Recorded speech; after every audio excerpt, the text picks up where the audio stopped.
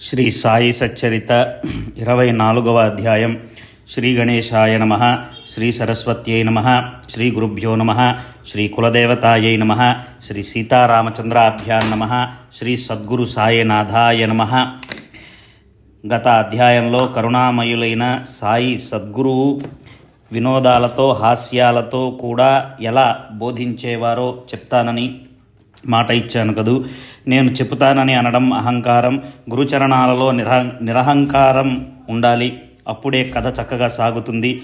ఇక శ్రద్ధగా వినండి. సాధు సజ్జనులు మహాపురుషులు ఎల్లప్పుడూ మేఘాల లేని ఆకాశం వలె స్వచ్ఛంగా, నిర్మలంగా, నిష్కల్మషంగా, పరిశుద్ధంగా, నిర్దోషులై ఉంటారు. సాయి మహారాజు యొక్క ఆరాధన స్వార్థానికి పరమార్థానికి సాధనం. అంతేకాక స్వస్వరూపానుసంధానానికి సహాయపడుతుంది. దాని వలన మనసుకు శాంతి కలుగుతుంది. తమ హితాన్ని సాధించ తలచేవారు ఈ కథలయందు శ్రద్ధ ఉంచాలి. దానితో సహజంగా పరమానందాన్ని అనుభవిస్తారు. జీవితం సార్థకమవుతుంది. శ్రవణంతో మనసుకు విశ్రాంతి కలిగి భవభయ భ్రాంతి తొలగుతుంది. పరమానంద ప్రాప్తి కలుగుతుంది. శ్రోతలకు సద్గతి తప్పక కలుగుతుంది. అంతర్సాక్షి అయిన సాయి సమర్థులు భక్తుల మనోభావాలను సంపూర్ణంగా తెలుసుకుంటారు. తమ కర్తవ్యాన్ని పాలించి తమ మాట నిలబెట్టుకుంటారు. బుద్ధిని ప్రేరేపించే సాయి సమర్థులు తమ వచనాలను తామే తెలియచేస్తారు. స్వార్థాన్ని పరమార్థాన్ని సాధింపచేసే ఆ వచనాలను నా యథాశక్తి చెబుతాను. జనులు అంధులు కారు, రాత్రివేళ చూడలేరు వారు కాదు. కళ్ళు ఉండి జనులు గుడ్డివారు. కేవలం శరీర తాదాత్మ్యం వలన తమ హితాన్ని తెలుసుకోలేకపోతున్నారు. ఈ శరీరం ఎలా ఉంది అంటే ఒక్క క్షణమైనా దీనిని విశ్వసించలేం. అందువలన చేతులు జోడించి ఒక్క క్షణం ఈ కథా రసాన్ని చవి చూడమని ప్రార్థిస్తున్నాను. వినోదాలు పరిహాసాలు అందరికీ ప్రీతి. బాబా పద్ధతి అలౌకికం. వారు పరిహాసంలో నుండి కూడా అందరికీ హితకరమైన బోధన చేసేవారు. జనులు ఎగతాళిని ఇష్టపడరు, కానీ బాబా యొక్క పరిహాసాన్ని కోరుకునేవారు. తమ వంతు ఎప్పుడు వస్తుందా అని ఇష్టంగా ఎదురు చూసేవారు. సాధారణంగా ఎవరికీ పరిహాసం ఇష్టముండదు. ఈ పరిహాసం పరమ ఇష్టం. పైగా అభినయంతో కూడినదైతే అది కార్యాన్ని తప్పక సిద్ధింపచేస్తుంది. అభినయాలతో, మందహాస వదనంతో, నయన విలాసాలతో, హాస్యరసంతో నిండిన పరిహాస రసాన్ని వర్ణించలేం. ఇప్పుడు పరిహాసంలో నుండి పరమార్థాన్ని ఉత్పన్నం చేసి ఒక చిన్న ఉపదేశాన్నిచ్చిన అభినవమైన నా అనుభవ కథను చెప్తాను. శ్రద్ధగా వినండి. షిరిడీలో ప్రతి ఆదివారం పెద్ద సంత జరుగుతుంది. ఆరు బయట డేరాలు వేయబడతాయి. బాగా వ్యాపారం జరుగుతుంది. అక్కడే దారి పక్కన కూరగాయలు రాసులుగా పోసి అమ్ముతూ ఉంటారు. నూనె, తమలపాకులు అమ్మేవారు తమ సరుకులను పట్టుకొని దారి పక్కన కూర్చుంటారు. ఇక ఆదివారం మధ్యాహ్నం నేను బాబా వద్ద కూర్చొని సరుకులు వారి పాద సంవాహన చేస్తూ ఉండగా ఒక విశేషం జరిగింది. అది మధ్యాహ్నం దర్బారు. రోజుకు మల్లె జనం కిక్కిరిసి ఉన్నారు. పైగా ఆదివారపు సంత. చాలామంది జనం చేరారు. నేను బాబా ఎదుట కుడివైపుగా కూర్చొని తలను వంచుకొని నామాన్ని స్మరిస్తూ బాబా పాదసేవ చేస్తూ ఉన్నాను. మాధవరావు ఎడమ పక్కన, వామనరావు కుడివైపు. శ్రీమంతుడైన బుట్టి తమ స్థలాలలో సేవ కొరకు కూర్చున్నారు. కాకా కూడా అక్కడే కూర్చున్నాడు. ఇంతలో మాధవరావు, అన్నాసాహెబ్, ఇక్కడ ఉన్న ఈ గింజలు ఎక్కడివి అని నవ్వాడు. అలా అని కోటు చేతిని విరేలితో తాకగా కోటు చేతి మడతలలోని గింజలు పైకి వచ్చాయి. అవి ఏమిటా అని ఎడమ మోచేయి చూద్దును గదా. టపటపమని వేపిన శనగల గింజలు కిందకు రాలాయి. వానిని భక్తులు ఏరటం చూచాను. అలా ఏరి పోగు చేసినవి 25 శనగ గింజల దాకా ఉన్నాయి. ఆ పరిస్థితి పరిహాసానికి కారణమైంది. ఇది ఎలా జరిగింది? తర్కం పైన తర్కం. శనగ గింజలు కోటులోకి ఎలా వెళ్ళాయి అని అందరికీ ఆశ్చర్యం జరిగింది. కాకి కోటు మడత ఎంత? దానిలో ఆ గింజలు ఎలా ఎక్కడి నుండి చేరాయో అని నిశ్చయంగా ఎవరికీ తెలియదు. నేను నామాన్ని జపిస్తూ పాదసేవ చేస్తుండగా ఈ పప్పు గింజల కథ ఎలా ఉత్పన్నమైంది? ఎంతోసేపటి నుండి సేవ చేస్తుంటే అవి రాలేదేం? అంతసేపు అవి అక్కడ ఎలా ఉన్నాయి అని అందరికీ ఆశ్చర్యం కలిగింది. ఎక్కడి నుండి శనగ గింజలు అక్కడికి వచ్చాయి? కోటు మడతలలో ఎలా ఉన్నాయి అని ఆశ్చర్యపడుతుండగా బాబా ఏమన్నారో వినండి. బోధనా పద్ధతి విలక్షణమైనది. అనేకుల పద్ధతి అనేక రకాలుగా ఉంటుంది. బాబా వారి వారి స్థితిగతులను బట్టి బోధిస్తారు. ఆ మహారాజు యొక్క శిక్షణా పద్ధతి విచిత్రం. ఆనందంగా ఉండే ఆ పద్ధతి ఎప్పుడూ గుర్తుంటుంది. నా అనుభవంలో అటువంటి దానిని కని విని ఎరుగను. ఇతనికి తను ఒక్కడే కమ్మగా తినే దురలవాటు ఉంది. ఇవాళ సంత కదా, వెళ్ళి శనగపప్పు తిని వచ్చాడు. ఒక్కరే తినటం మంచిది కాదు అని కానీ అది అతనికి అలవాటుగా ఉందని నాకు తెలుసు. ఈ శనగపప్పే దానికి సాక్ష్యం. ఇంకా ఆశ్చర్యం ఎందుకు అని అన్నారు. ఎవరికీ పెట్టకుండా తినటం నేను ఎరుగను కనుక నాకు ఈ దురలవాటును అంటగట్టినా నాకు అది వర్తించదు. బాబా, నేను ఈనాటి వరకు షిరిడీలోని సంతను అసలు చూడలేదు. మరి శనగపప్పు కొని తిన్నది ఎప్పుడు? ఎవరికైనా అటువంటి అలవాటు ఉందేమో కానీ నాకు మాత్రం ఆ దురలవాటు లేదు. ముందుగా ఎవరికైనా కొంచెమైనా పెట్టకుండా నేను ఏ వస్తువును నోట్లో వేసుకోను అని చెప్పాను. బాబా యుక్తిగా ఏ విధంగా తమ పాదాల యందు భక్తిని స్థిరపరుస్తారో గమనించండి. నా మాటలను విని ఏమన్నారో వినండి. దగ్గరుంటే వారికి ఇస్తావు, ఎవరు లేకపోతే నువ్వైనా ఏం చేస్తావు? నేను మాత్రం ఏం చేయగలను? నేను గుర్తున్నానా? నేను నీ వద్ద లేనా? నాకు ఆహారం అర్పిస్తున్నావా అని కేవలం శనగపప్పు మిషతో అసలు తత్వాన్ని చక్కగా బోధించారు. ముందు దేవతలకు, పంచ ప్రాణాలకు, వైశ్వానర దేవతాగ్నికి అర్పించకుండా, అతిథికి పెట్టకుండా భోజనం చేస్తే ఆ ఆహారం మహాదోషపూరితం. ఇది చాలా చిన్న విషయంగా అనిపిస్తుంది, కానీ దీనిని వ్యవహారంలోకి ప్రవేశపెడితే గొప్ప మహిమ గలదని తెలుస్తుంది. ఇది ఒక రసాస్వాదన గురించి చెప్పిన పంచ విషయాలకు ఇది వర్తిస్తుంది. విషయ భోగాలకు కూడా బాగా అలవాటు పడి విషయాల ఆధీనంలో ఉండేవారు పరమార్థాన్ని సాధించలేడు. విషయాలను తన ఆధీనంలో ఉంచుకునే వారికి పరమార్థం దాసోహం అంటుంది. యదా పంచావతిష్టంతే అన్న శృతి వచించిన మంత్రాన్ని బాబా పరిహాస నెపంతో మనకు దృఢపరిచారు. శబ్దస్పర్శ రూపగంధాలు ఈ నాలుగింటితోటి సంబంధం కూడా ఇదే. బాబా యొక్క ఈ కథానుబంధం ఎంతటి బోధనప్రదం. మనసు, బుద్ధి మొదలగు ఇంద్రియాలు విషయాలను సేవించేటప్పుడు ముందుగా నన్ను స్మరిస్తే అవి మెల్లమెల్లగా నాకు సమర్పింపబడతాయి. ఇంద్రియాలు విషయాలను అనుభవించకుండా ఉండటం కల్పాంతంలో కూడా సంభవం కాదు. ఈ విషయాలను గురుచరణాలకు అర్పిస్తే విషయాసక్తి సహజంగా తొలగిపోతుంది. దేనినైనా కోరాలనిపిస్తే నా విషయాలనే కోరుకోండి. కోపం వస్తే నాపైనే కోపం తెచ్చుకోండి. అహంకారాన్ని, దురభిమానాన్ని నాకు సమర్పించి నా పాదాల యందు భక్తి కలిగి ఉండండి. కామం, క్రోధం, లోభము, అభిమానం ఈ మనోవృత్తులు ఉద్ధృతంగా లేచినప్పుడు వానిని నా వైపు మళ్లించండి. ఈ విధంగా క్రమక్రమంగా మనోవృత్తి శ్రీహరి తొలగిస్తాడు. ఈ కామక్రోధ అభిమానాలనే విషం వంటి మూడింటి తరంగాలను గోవిందుడు నశింపచేస్తాడు. నిజానికి ఈ మనోవికారాలు నా స్వరూపంలోనే లయమవుతాయి, లేదా అవి నా రూపాన్నే పొందుతాయి, నా పాదాలయందే విశ్రమిస్తాయి. అలా అభ్యాసం చేయగా మనోవృత్తి క్షీణించి కొంతకాలానికి నిర్మూలనమై మనసు వృత్తి శూన్యమవుతుంది. గురువు ఎల్లప్పుడూ మన సమీపంలోనే ఉన్నారన్న దృఢమైన బుద్ధి ఉన్నవారిని విషయాలు ఎప్పుడూ బాధించవు. ఈ భావం బాగా నాటుకుంటే చాలు. ఇక భవబంధం విడిపోయినట్లే విషయాలలో గురువు ప్రకటమవుతారు. అలా విషయాలు గురువు రూపంలో ఉంటాయి. విషయాలను అనుభవించటానికి ఏ కాస్త కోరిక కలిగినా బాబా అక్కడే ఉన్నారని, ఆ విషయాలు తగనివా అన్న ఆలోచన మనకు కలుగుతుంది. తగని విషయం సహజంగా వదిలిపోతుంది.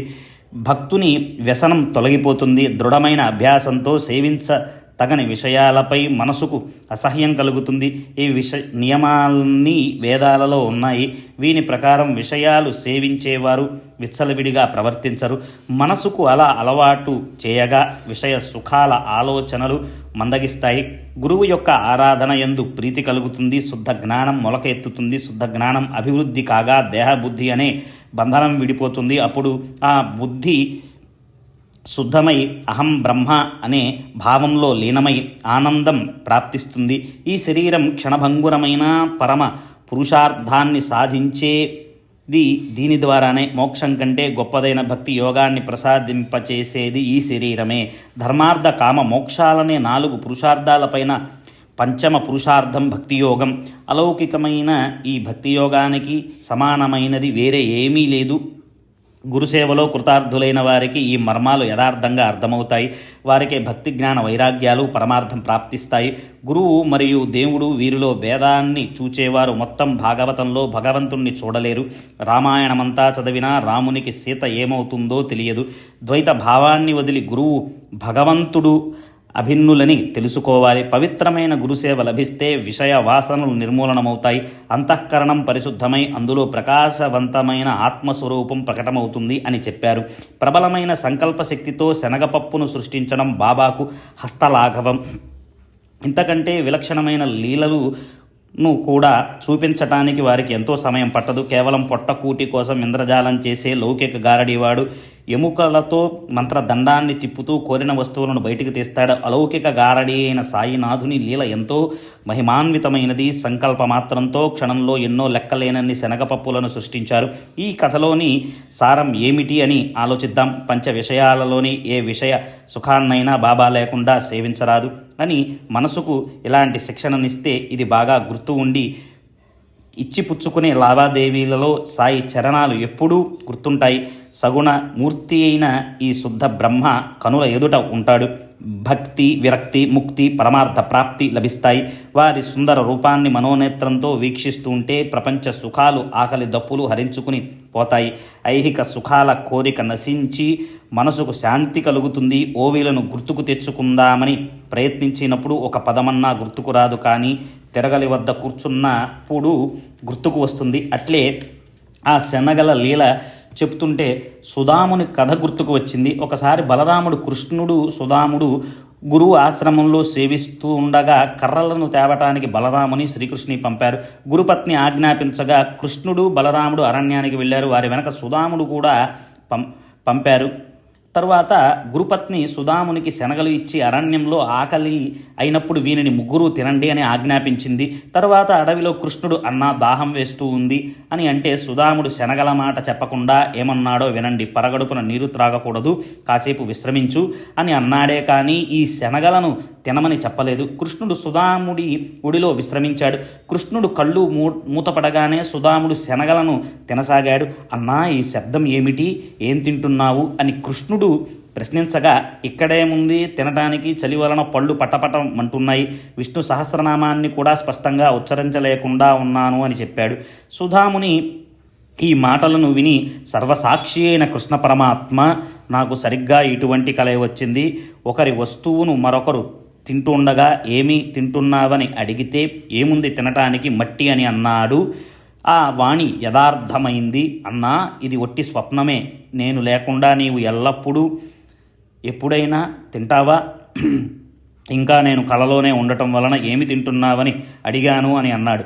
పూర్వాశ్రమంలో కృష్ణుని లీల సుధామునికి తెలిసి ఉంటే ఈ తప్పు చేసి దాని పరిణామాన్ని అనుభవించి ఉండేవాడు కాడు.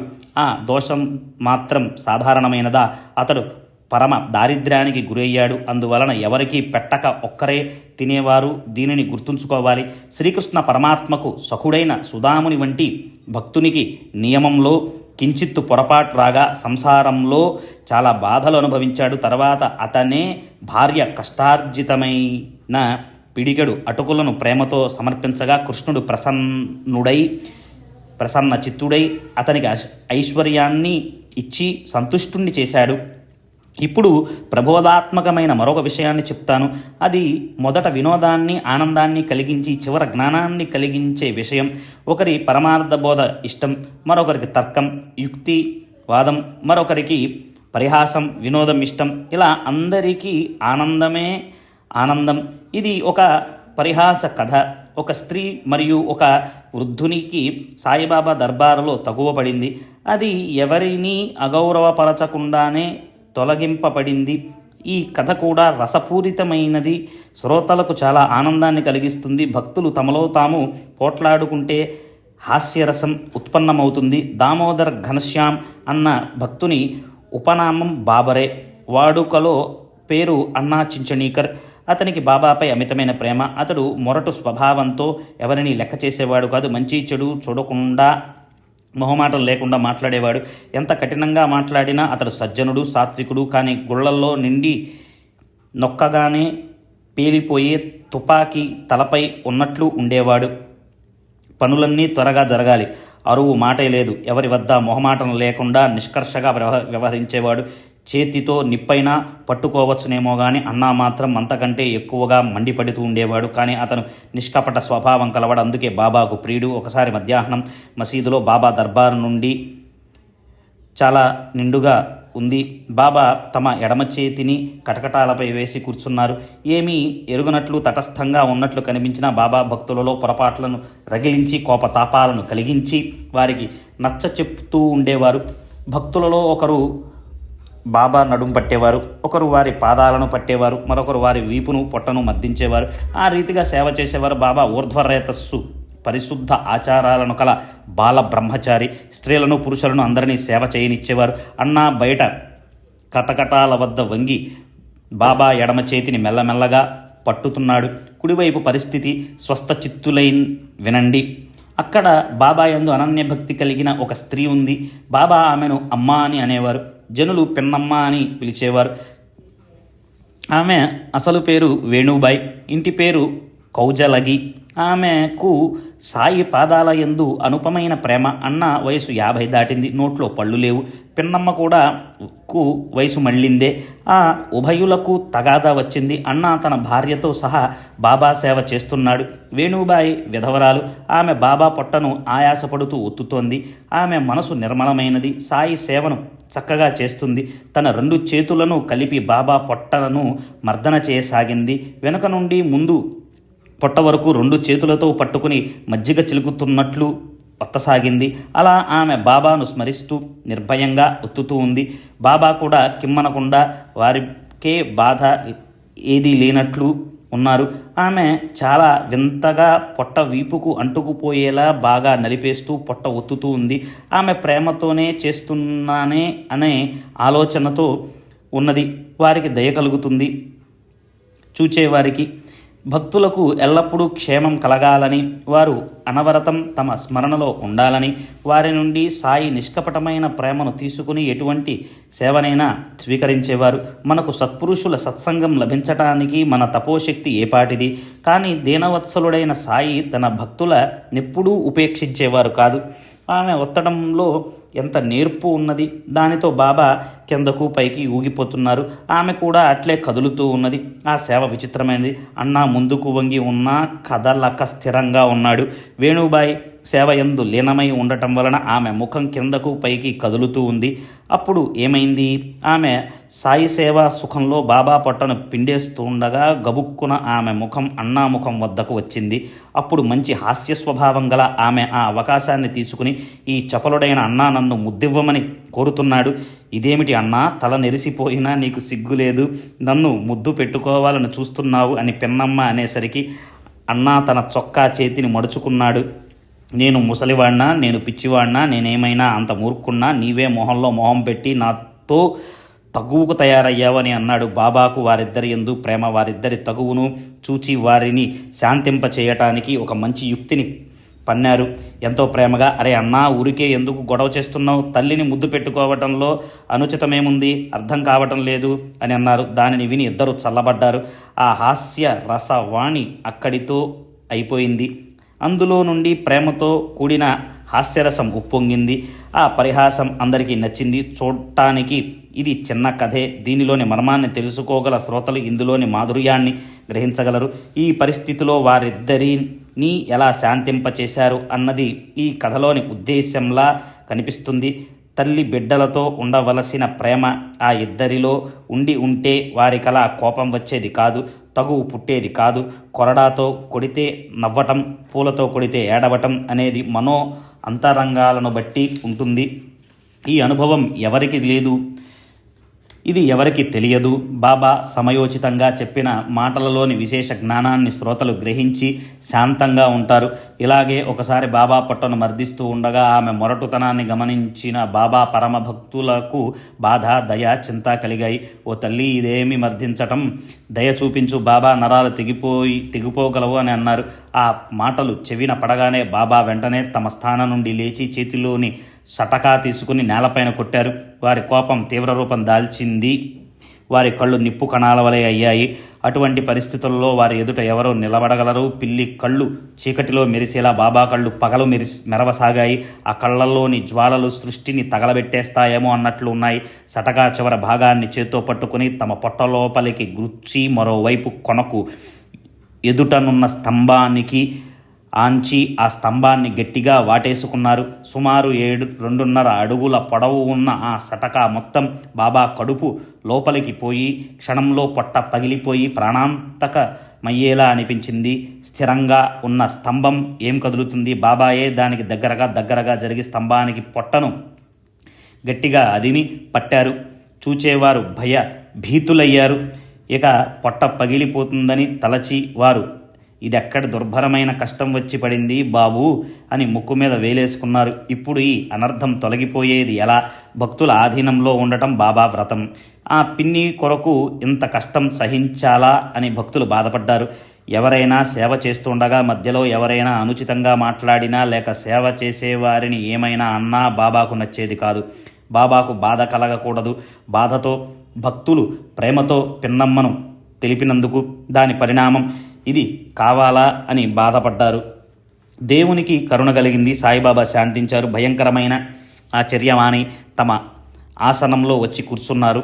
బాబా యందు ప్రేమ కలిగిన భక్తులు బాబా యొక్క కఠిన స్వభావాన్ని తెలుసుకుని అప్పటి నుండి ఇక ముందు అలా ప్రవర్తించకూడదని బాగా లెంపలు వేసుకున్నారు.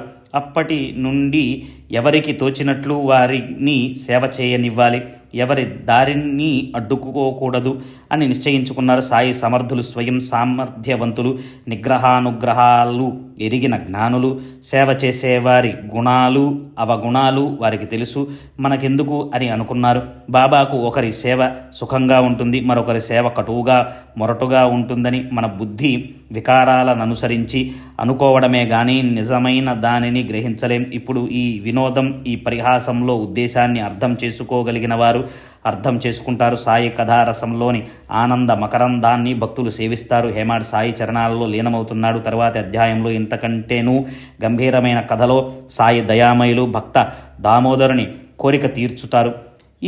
అది కూడా గొప్ప చమత్కారం. దామోదర్ ప్రపంచంలో చాలా కష్టాలు పడుతుంటే అతనిని తమ వద్దకు రప్పించుకుని అతని బాధను తీర్చుతారు. స్వస్తి శ్రీ సంత సజ్జన ప్రేరితము భక్త హేమడపంత్ విరచితము అయిన శ్రీ సాయి సమర్థ సచ్చరితంలో వినోద విలసితమను 24వ అధ్యాయం సంపూర్ణం. శ్రీ సద్గురు సాయినాథార్పణమస్తు. శుభం భవతు.